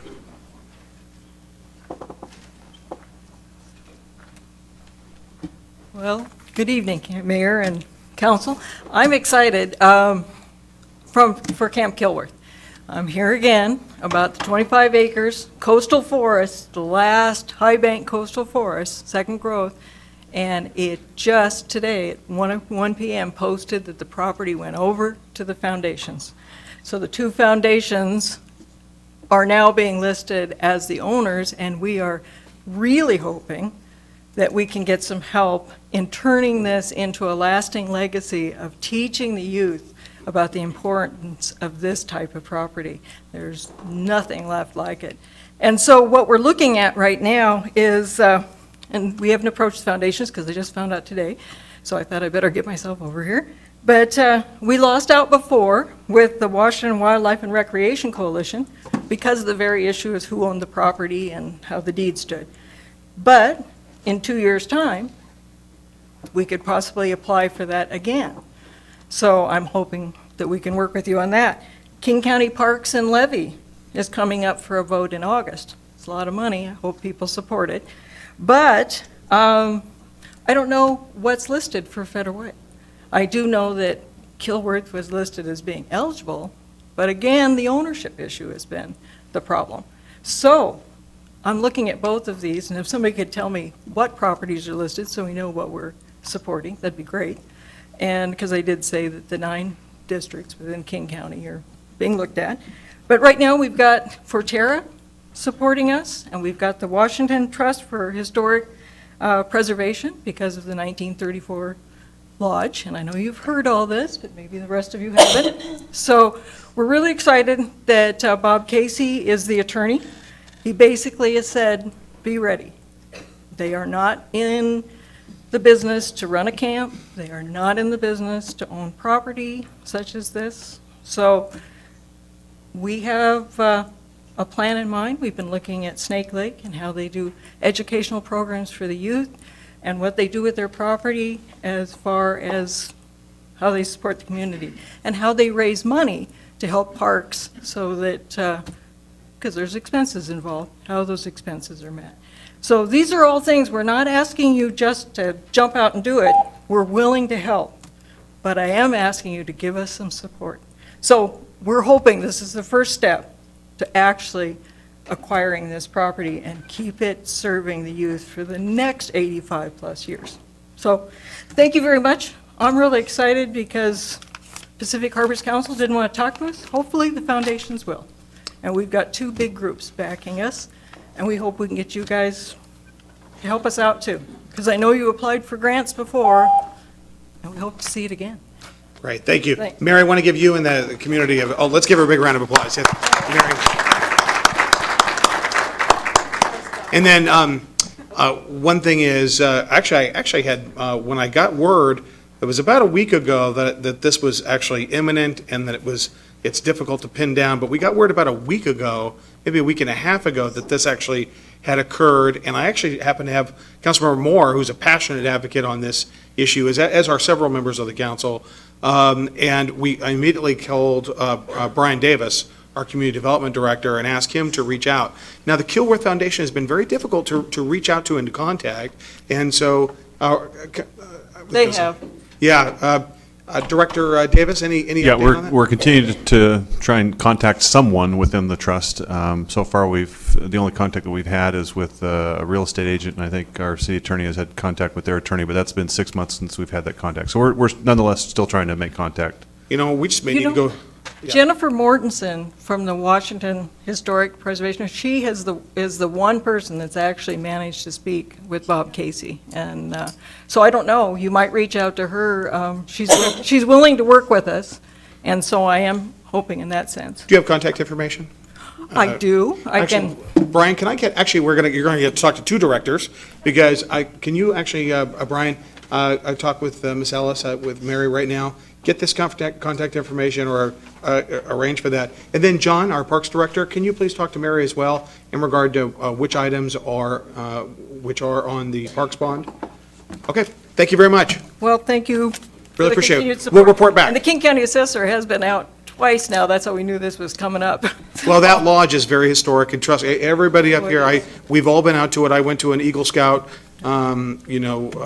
ceremony there not long ago. It's this beautiful, beautiful lodge that's in the middle of, and my son, was briefly involved in Scouts, and we went out there in the woods and the cabin and the Eagle Scout. And it's just right with this beautiful panoramic view of the sound, and it's precious. Yeah, we'll never see this again as I know. fast as things are developing. That's right. Okay. Thank you very much, Mary, for your passion on the issue. And our two directors are going to connect with you. Okay, Allison Taylor. Good evening, Mayor, Deputy Mayor, City Council. I have quite a few things on my list. First of all, I just want to take a moment to shout out our three legislators, Claire Wilson and Representatives Reeves and Pelliciotti, for all the hard work that they did in Washington. I'm in Olympia. Sorry. I have Washington on my brain right now, too.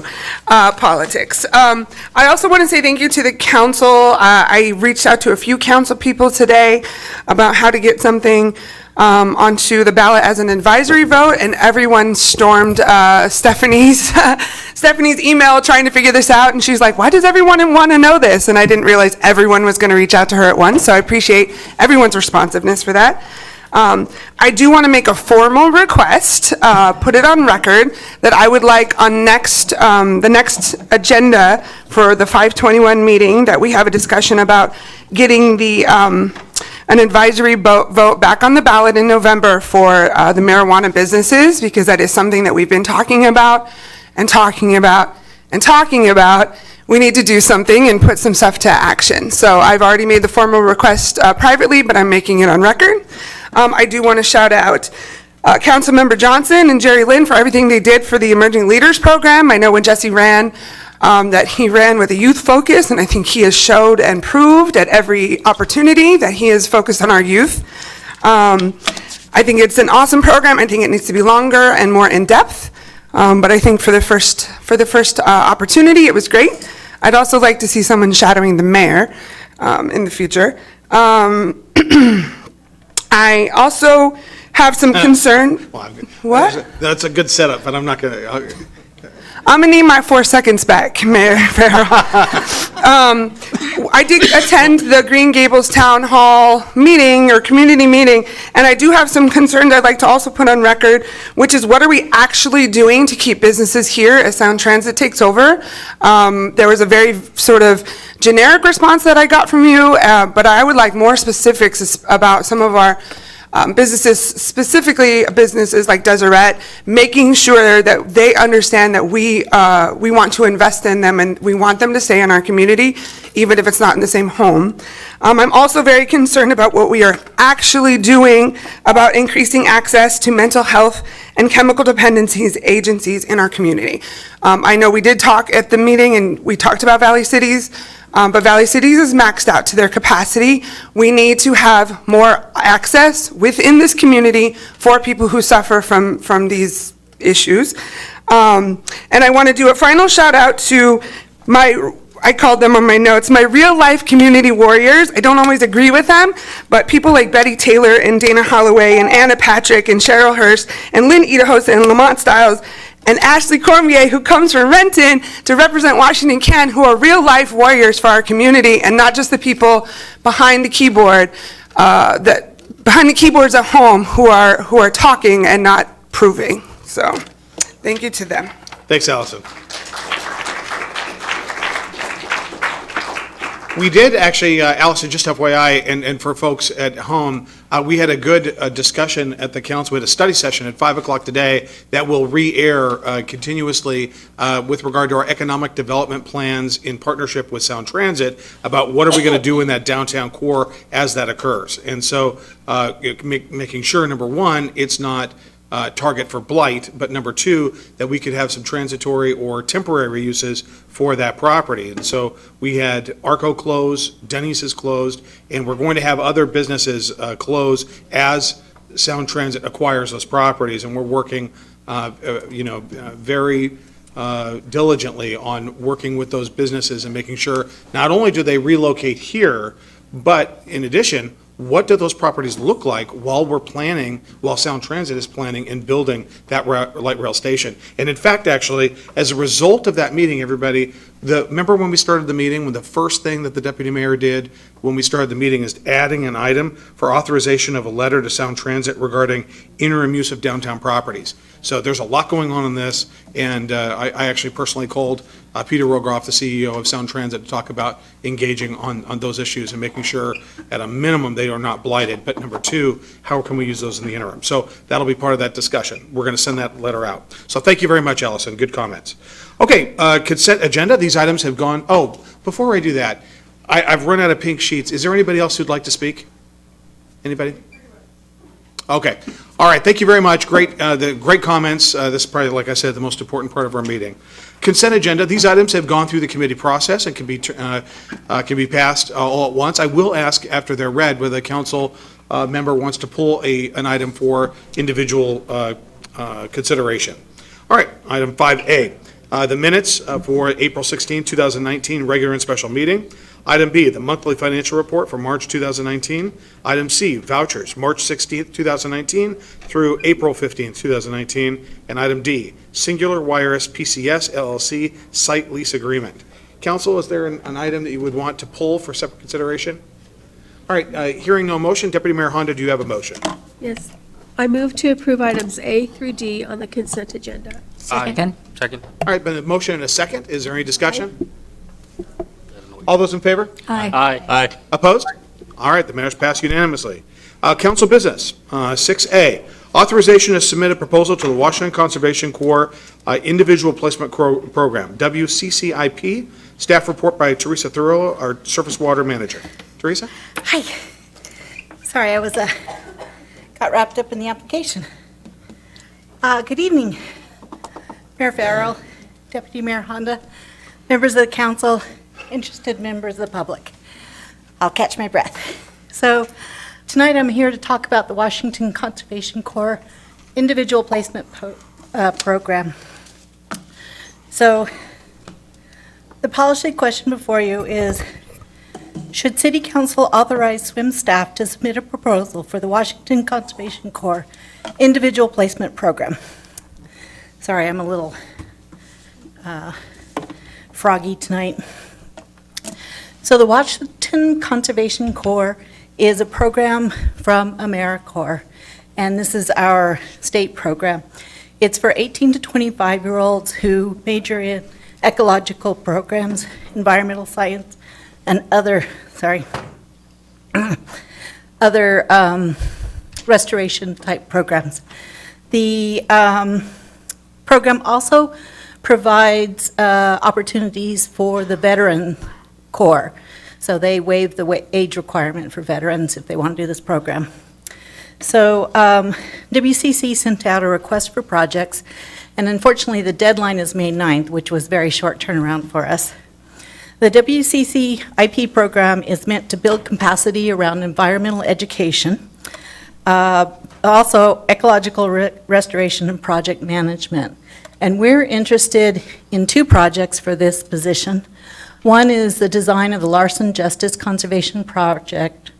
This is the Larson Justice wetlands area. This project would restore the riparian stream, replant the wetlands, and then work on the upland meadows area. So this IP position would design that project.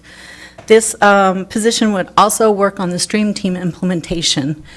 We currently don't have a stream team, but we are currently working on putting that together. So the WCC IP program also would support the Storming the Sound with Salmon program next year. We're going to have a lot of changes in the release event when the boardwalk connector goes in. So we're going to have a lot of staff time in changing up those release events and annual water quality monitoring support.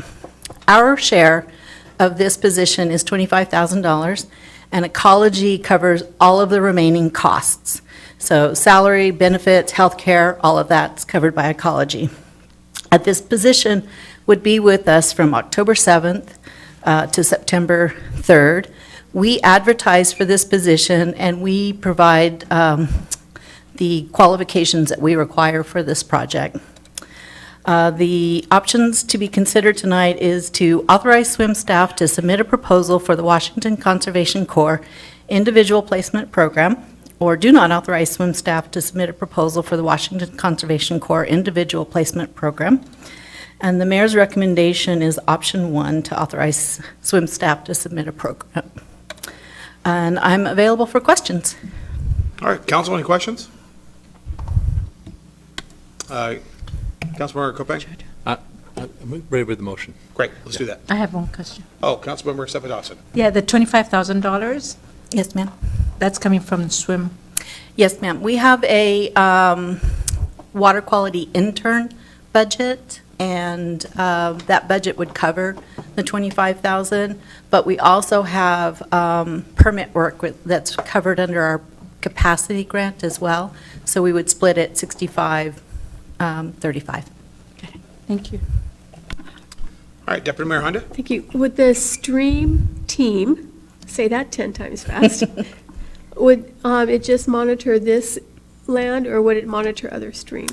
No, the stream team will most likely do their initial work on Cold Creek. We're a member of Poverty Bay Shellfish Protection District, and Cold Creek is one of the points of concern for the bacteria pollution that has closed the shellfish beds down there for harvesting. Where is that creek located at? Cold Creek is between Redondo and Lakota. Over C-O-L-E? Cold, C-O-L-D, as in dog. I was wondering. Thank you. Okay, Councilmember Kopang. All right, I move to authorize the surface water management staff to submit a proposal for the Washington Conservation Corps Individual Placement Program. Second. Been a motion and a second. Is there any discussion? All those in favor? Aye. Opposed? Matter passed unanimously. Thank you very much, Teresa. Okay, letter to University of Washington in support of airport particle study. Airport air particle study. Staff report from Bill Vadino, Policy Advisor. Mayor Farrell, Deputy Mayor Honda, members of the council, you have in front of you a letter that was inspired by a presentation by Professor Larson and the results of the study by Associate Professor Cito. And basically, you were presented the preliminary findings of their study, and that inspired several of you to collaborate, and also with the help of Mr. Riesing, who you met, to propose an expansion of the study. Part 1 would be to come up with a baseline of clean air, probably on the Pacific coast. Part 2 is to take vertical measurements in key places in Federal Way at certain altitudes with the help of the FAA's permission. They would be in 2 parks, 2 schools, and 2 social justice action zones. And the third part would be to come up with a proposal and a design by August to have a permanent device in several places in Federal Way to measure what is going on as we try to work with any kind of abatement that happens over the years with these particles as we look at that. So those are the 3 items. The mayor's recommendation is to approve the letter, or wherever we go with the draft of this letter. And that's my report. And Mr. Riesing is here as well, too, as you know, for questions. Okay, Councilmember Dawson. Thank you, Mayor. Can you tell us where the social justice action zones are? It's, what according they to the documents, it's depending on the impacts of SEPA and other reviews. So they would figure that out at the moment. Mr. Riesing may know. So it's not exactly- identified yet, then? Pardon me? Not identified? Not identified. At this point? Okay. Not identified. But there's a criteria that they look at when they do that. Thank you. All right, Councilmember Moore? No? All right. Okay, and council, any other questions? Let's see here. Councilmember Duclos, do you have a motion? Yes. I move approval of the proposal letter to Professor Cito and Larson at the University of Washington in support of their air particle study. Second. Okay, there's been a motion and a second. Is there any discussion? All those in favor? Aye. Opposed? All right, matter passed unanimously. All right, now, item C, letter to the Port of Seattle in support of an FAA ombudsman. And once again, Bill Vedino. The second letter in front of you has a modification that I sent this afternoon, and it's up on the screen. Over the weekend, we found out that the port is all in advocating for this FAA ombudsman. However, us giving them a little quote-unquote air cover wouldn't hurt. Thus, the letter has been amended to give our support and show that we're there for them in order to encourage the Port of Seattle's continuing efforts to have the FAA immediately appoint that ombudsman. So that's the purpose of the letter. All right. Any questions, Council? Okay. Councilmember Duclos, do you have a motion? Yes, I move approval of the proposed letter to the Port of Seattle Commissioners in support of appointing an FAA ombudsman. Second. Been a motion and a second. Is there any discussion? All those in favor? Aye. Aye. Opposed? Aye. All right, all right. Matter passes unanimously. Good job, Bill. Thank you very much. All right, and the added item, item D, authorization of a letter to Sound Transit regarding interim use of downtown properties. And Deputy Mayor, do you have a? I do have a motion. I move to authorize the mayor to draft for council's signatures a letter to Sound Transit consistent with the recommendations contained in the staff report from the May 7th, 2019 special council meeting on interim use of downtown properties. Second. Okay. And is that contemplated that the mayor, that I would sign as well? We need to put that in there because Yeah. we had that. We did have Yeah. that discussion. Is there any objection to me signing the letter, Council? No. Okay, good. Do I But- need to amend this in any way? If we want to restate it with the mayor, I think it's implied that the chief executive would sign it, but I think it doesn't hurt to put it in there. You want it in there? Just say Okay. for the mayor and council's Okay. signature. Okay. I move to authorize the mayor to draft for council's signatures as well as the mayor's signature, a letter to Sound Transit consistent with the recommendations contained in the staff report from the May 7th, 2019 special council meeting on interim use of downtown properties. Second. All right, there's been a motion and a second. Is there any discussion? All right, all those in favor? Aye. Opposed? Aye. All right, the matter passed unanimously. All right, item 7, ordinances. Second reading enactment, Council Bill 757, score financing bond. Would the city clerk please read the ordinance title?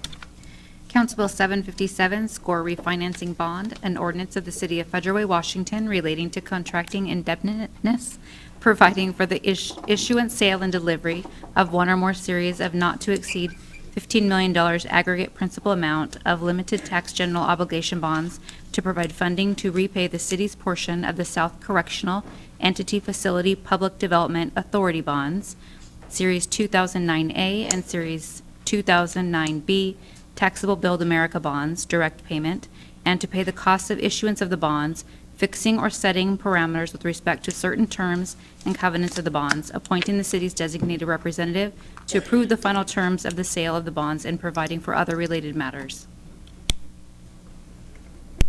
All right. Councilor Duclos, do you have a motion? Yes, I move proposal of the, excuse me, I move approval of the proposed ordinance. Second. Been a motion and a second. Is there any discussion? All those in favor? Aye. Opposed? All right, matter passed unanimously. Council reports, Councilmember Lydia Cephedosa.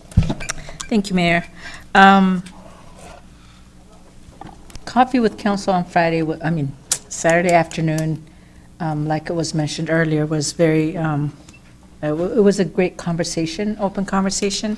One thing that came up was young people between the ages of 18 to 24 that are really missed or left behind when we're talking about either awarding scholarships, discounts. Usually it's kids up to 18 or seniors, and so that age group that is overlooked. And I think that's something that somehow we need to consider, like earlier when Ryan talked about giving discounts and scholarships to students. I think we should go back and maybe look at that age group that is left behind for services and or special recognitions or some kind of anything that's available. With that, I just wanted to say happy birthday to Stephanie and John Hutton. Today's their birthday, so happy birthday. Happy birthday. Did I embarrass you? All right. Councilmember Johnson?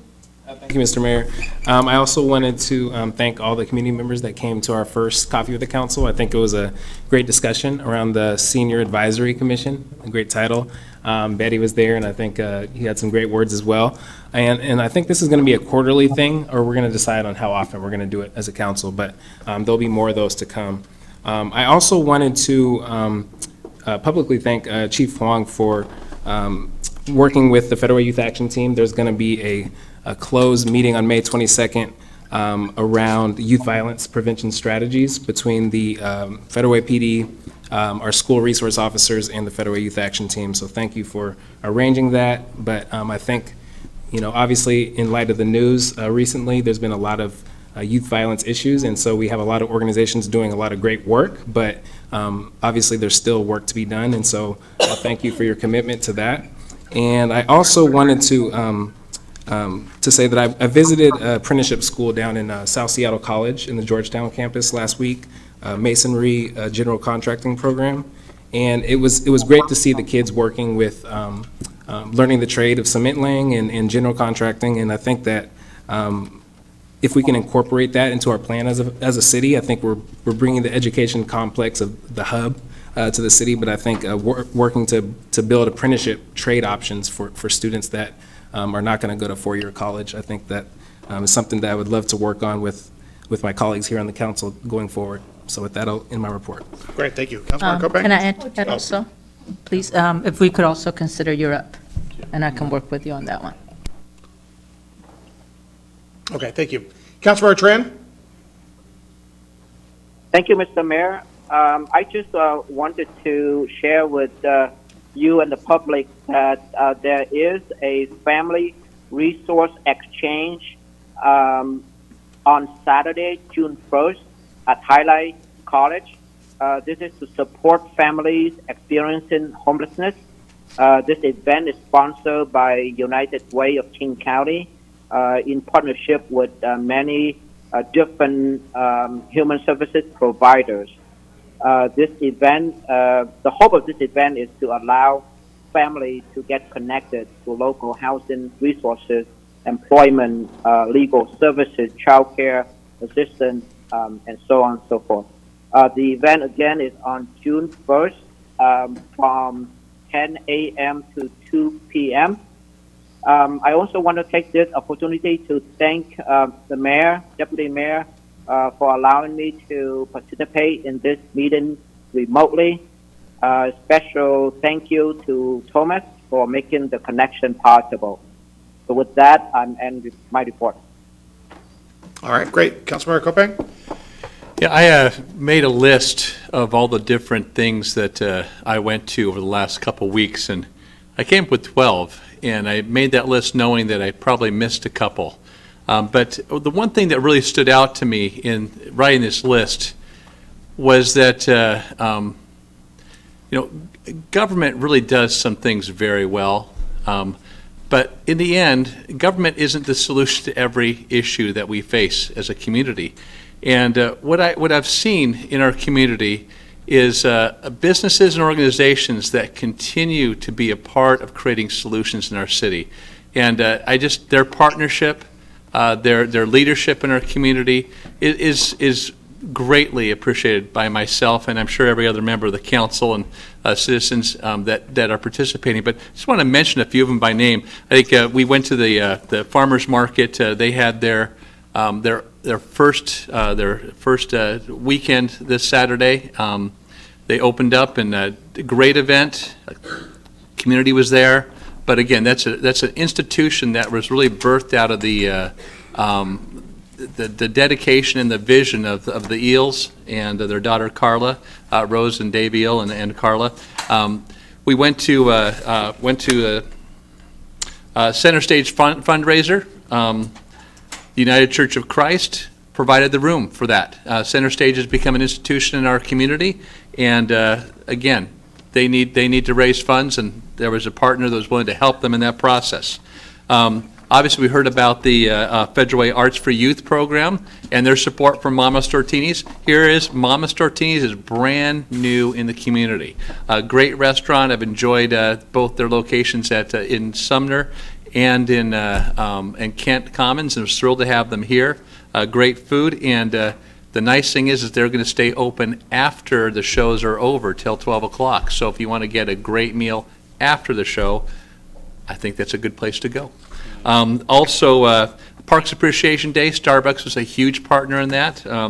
The Little League Jamboree, that organization really really impacted me, just from the standpoint that it was an organization that a few years ago was really on the verge of selling out basically, and basically that facility could have become another park in the city, but the group of people had a vision for what they wanted that organization to be, and to see the kids come out and love baseball, and the parents there, and they've got such a great vision, and this is something that they are really working on together. They've created a nonprofit, and they're creating success and really expanding that facility substantially. Again, it's an organization that's all in Federal Way. The Federal Way Coalition Against Trafficking is going to have an event coming up here in a couple weeks, but they did a fundraiser at Black Bear. Black Bear Diner has done a number of fundraisers. We had a great Easter egg hunt at the Light of Christ Community Garden. Again, Light of Christ is doing a great job with the garden, first of all, but actually creating community events as well. And the last one that I went to, or that I'm mentioning, is the recycling event we have twice a year. And Wild Waves has stepped up consistently to be the location for that, and a great facility. So great partners in our city, and I think they should be recognized. So thank you for indulging me in that. All right, Councilmember Moore. Thank you so much, Mr. Mayor. I appreciate it. It's interesting. This is a fun time of the year because it's where winter, spring kind of ends, and we're kind of walking towards summer, and everybody comes out of their house, and you're running into them everywhere. And yesterday I had a nice little wonderful time stopping by Costco and ran into Councilmember Copain, and then I go to Lowe's and run into Councilmember Tran. I thought that was an interesting time. So fun stuff. A lot to share here, but I'll keep it quick. And that's, I'm glad that we spoke about the Camp Kilworth. I'm glad that the public, Mary Ellis, spoke about Camp Kilworth. I know that the mayor and I briefly connected on the Camp Kilworth situation. It's a beautiful piece of land. I know Deputy Mayor Honda has been working on that, and of course I know that all of us care about that land, and we see the value, and this is the pivotal time, a very critical time for Federal Way, and resources are low, but the opportunity to partner and the opportunity to strategize and work alongside is now to save this piece of historical land in our community. So I want to just continue to urge the mayor's office to, and Brian and the attorney and anybody else, to really be in the forefront and ahead of this, I guess proactive is the word I'm looking for the relationship with Camp Kilworth. I think it's really important. As Councilmember Johnson alluded to in his statement, it's been an interesting 2 weeks. With the activities with a 16-year-old that was two 16-year-olds from Decatur High School that were participating in activities that they should not have.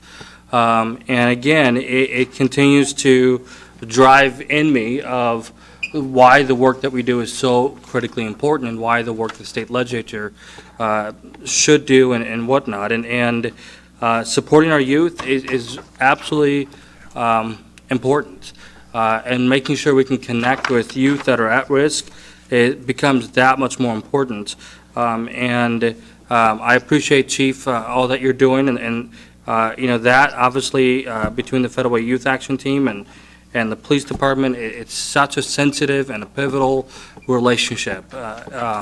And so I really hope that there's going to be a lot of opportunities to work in a very strategic way, and I just wanted to kind of reiterate that. And I know that Councilmember Copain just mentioned the Little League. I also had a fun time going to that, but it was really great to talk to Scott Henderson, and he shared with me, how they're actually teaming up with the Federal Way Youth Action Team, and you putting sports into there as well, which I think is so important. And so lots of work is there that needs to happen for youth at risk, and I would, I know that I'm a sub in the school district, guest teacher, and today, I had a question for the do-nows. The do-nows are the dailies. I have a former school board member here, so hopefully I do this right. The do-nows are pretty much when students first come in, our scholars come in, it's their first thing that they're going to work on. That's what the do-nows are. And the question that they had is, if you could change one thing in the world, what would it be? And I thought that was a really interesting question. And for 6 periods, I kind of got to see different answers. One of them wanted pot stores. How old were they? 7th graders. Oh my God. So one of them wanted a pot store. The other one, there's another one talked about, compassion, love, and about their hearts. Another one talked about bullying, that they would stop bullying.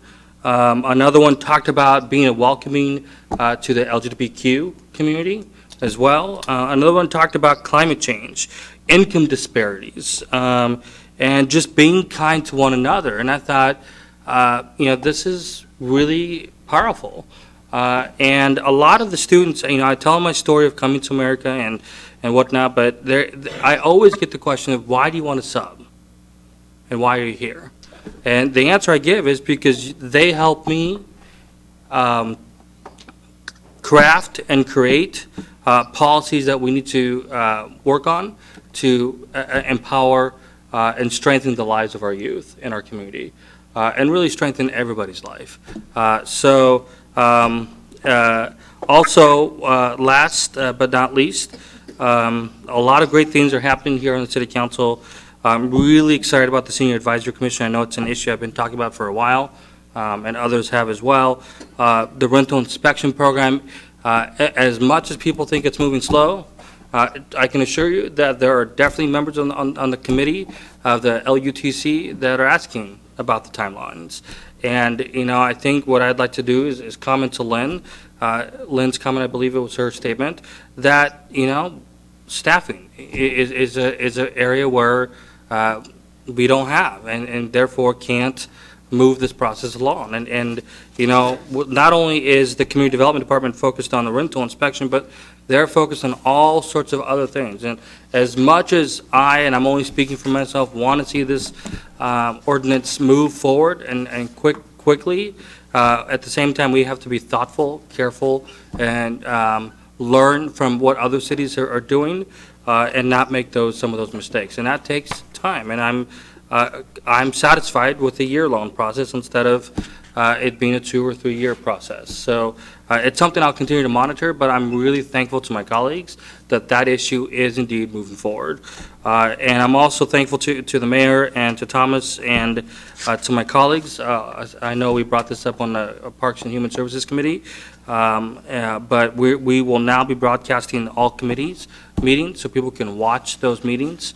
And so I'm really excited about that. I know I'll be looking at when are we going to be doing that is a question I'll be passing on to the mayor's office.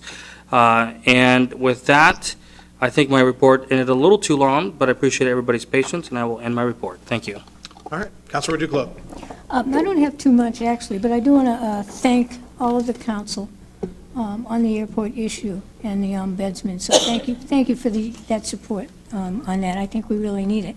The other thing, though, the presentation tonight by Tony and Bonnie Armstrong about the Canadian goose population, I would really like us to look into that a little bit more. As you know, I have a place in Ocean Shores on a lake, and we have Canadian geese up there. And I don't think we're having the problem that's being held down here. I want to be humane to these animals. I don't think we want to be overcome with their babies, but I also don't want to do stuff that really harm them. So I'd like maybe staff to take a look at this a little bit and maybe come back with some suggestions that we could consider on how we could control the population without hurting people, without hurting them.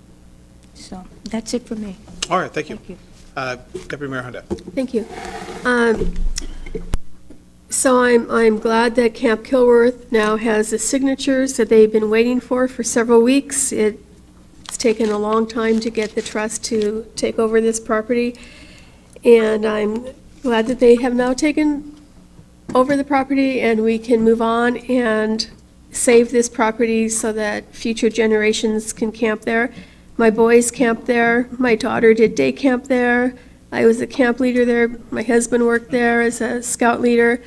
And if it were to be developed, it would be a very sad day for Federal Way and for the children in Federal Way and the families.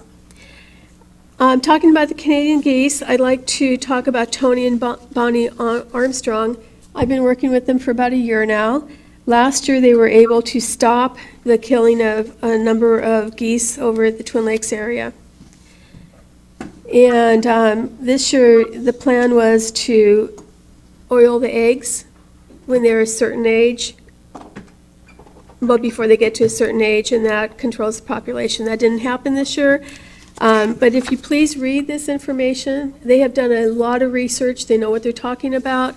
And I do think that as a city, we need to have a policy on this. I realize that Canadian geese can be destructive.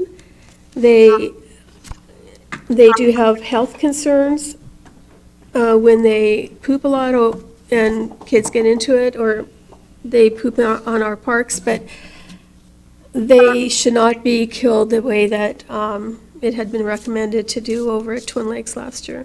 So thank you to Tony and Bonnie. They're doing a lot of good work with that. The Seroptimus organization, of which I am a member, had a fundraiser a couple weeks ago, and several people here were there. We raised money for Music Men's Minds, and that's a program where we can provide instruments and a coach to senior citizens or anyone who's experiencing some form of dementia, because it's been found that when you're having memory issues, music will bring back your memory, and it'll take you to a place where you can sing and do those things that you have done before.